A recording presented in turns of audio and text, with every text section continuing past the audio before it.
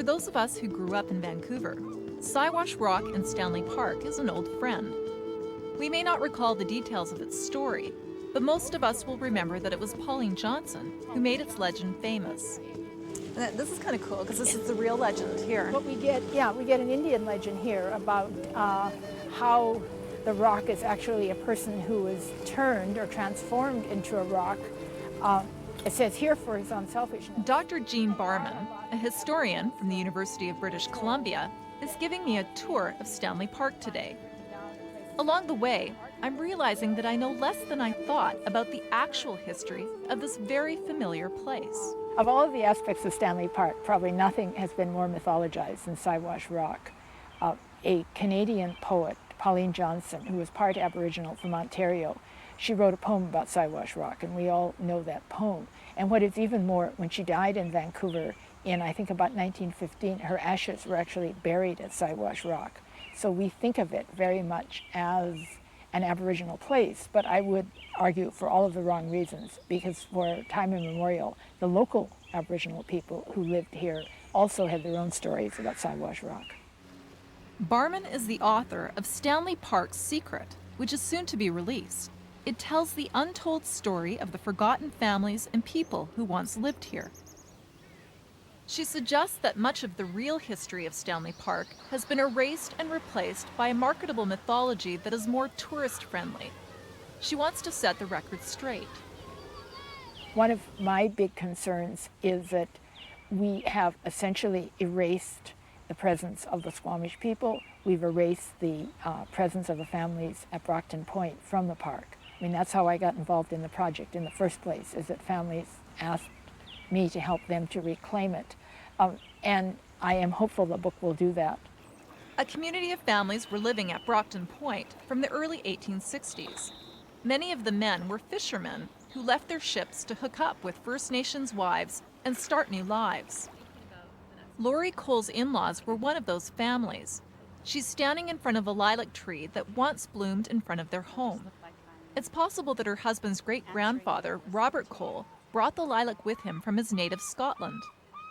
He came here, built the house in 1875. He married Catherine Halia from the Squamish Nation, and they had 4 children, Dave, Tom, Rose, and Mary. He lived here, and it is our understanding that he worked in one of the sawmills. He may have done a lot of fishing for their survival here. After the park was created in 1887, family life at Brockton Point continued on uninterrupted, despite the introduction of activities for the leisured class. One of the first initiatives of the Vancouver Parks Board is to lease the Brockton Point area to the city's principal athletic organization, which wants to have a place of recreation for businessmen, for the city's elite. And so they take Brockton Point, and in the center they create a huge stadiums, they have events, they have boats which tie up, and the boats, quite literally, their passengers go up the hill to the center of Brockton Point, right in the middle of where these people live. But their family lives go on much as before. But in the 1920s, life in paradise ended for the Brockton families. After a long and contentious lawsuit, they were evicted from the park by the city of Vancouver. They didn't want to leave, none of them wanted to, but they had to. They had no choice. The government was stepping in and telling them that this was a park, this was no longer for housing, their livelihood was gone, anything that they knew about life, fishing, their main source of food was here in this park, and they were forced to go. All that remains of the people that once lived here is the lilac tree. So it seems like salt in the wound that the totem poles that now attract tourists to Brockton Point aren't representative of the people that once lived there. Instead, they are imports from northern British Columbia. So this is obviously one of the most popular tourist spots in Stanley Park. It is, but as you can see, it is not at all representative of local First Nations people. So where are these poles from then? These poles come from northern Vancouver Island. They come from the North Coast and were purchased by the Vancouver Parks Board and Historical Society precisely to present an image, a more attractive image of Aboriginal people than that of local people themselves who are living here. a lot of tourists, I think, when they come and they see those totem poles, they just assume that represents every nation, when in fact it doesn't. It represents another nation that doesn't even live here. They live further up in BC. Why our totem poles and our young men from our nation are not here carving and putting up our own poles is a mystery to me. What the Parks Board wanted and what the then Vancouver Historical Society wanted were totem poles which represented the manly northern Indians, the Haidas, who were conveniently far away. And so the collection of totem poles begins at the same time as the move grows to get rid of the families that are living at Brockton Point.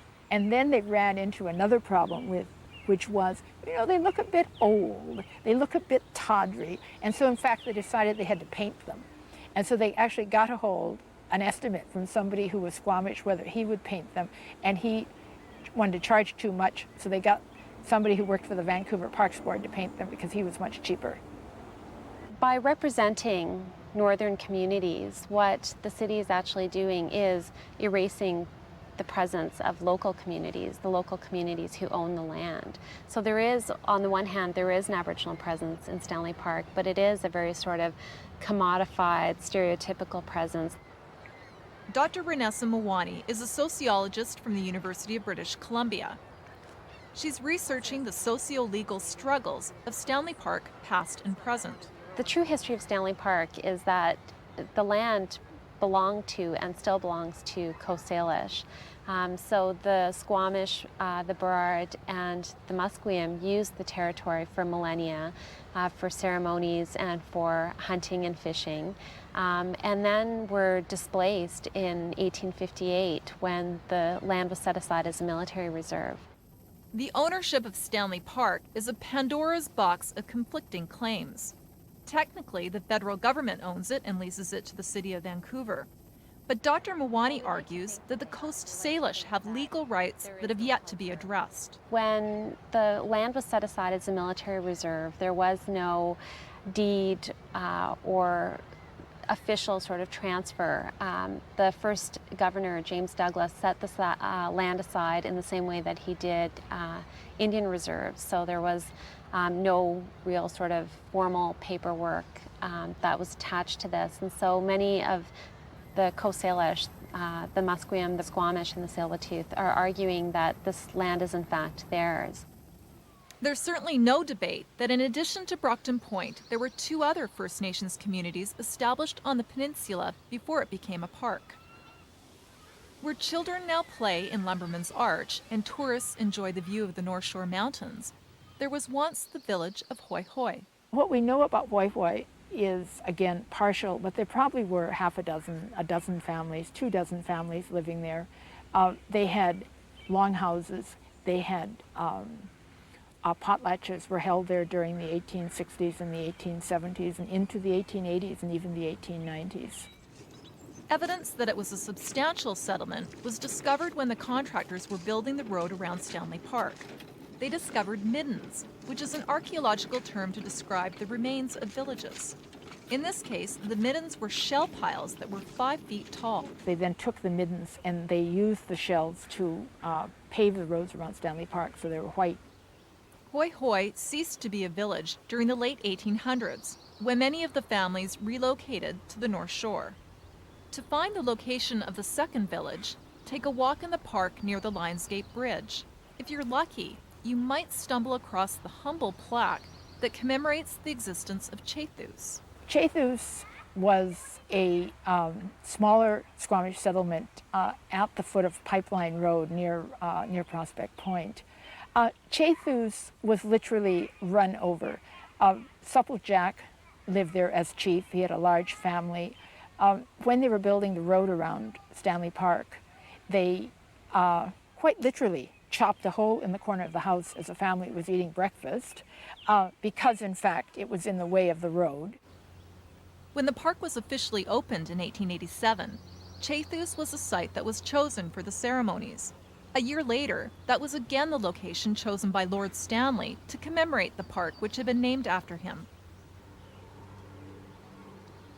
The other significant historical site in Stanley Park is appropriately named Dead Man's Island. Dead Man's Island is a sacred burial site, or has been a sacred burial site for the Squamish who buried their dead high up in the trees. It was also a cemetery for local settlers, early settlers, and also for local Chinese who lived in Vancouver. So many people buried their dead on Dead Man's Island. Some of Laurie Cole's ancestors, including a great-grandfather, were buried on the island. But their graves were moved when the site became the home for what is now the HMCS Discovery Naval Reserve. They had to actually dig up his grave and make way for the military base. So they moved him to West Vancouver, where his remains still are, including the remains of a grandson of William and Cecilia's. Today, Dead Man's Island is off limits to the public, so Laurie Cole can't visit there. She doubts, though, that there are any markers to commemorate its true past. She hopes that one day park officials will change their policy and pay more respect to Stanley Park's real history. I think they historically should look into anything that was historical about the park before they proceed into clearing it, and if there was something significant that happened there, mark it and let people know, so that when tourists come, or even Vancouverites come, or people of wherever that park is being created, they should know what was there. Everybody has a right to know, including people that were there first. Next time on The Leading Edge, Innovation in BC, Mary Bissell visits a lab at UBC where they milk gold and orb weavers to discover the secret properties of dragline silk. And Bruce Moen meets two researchers who search in the aftermath of wildfire for clues to the regeneration of forests. For more information on this program, please visit our website at knowledgenetwork.ca/leading edge.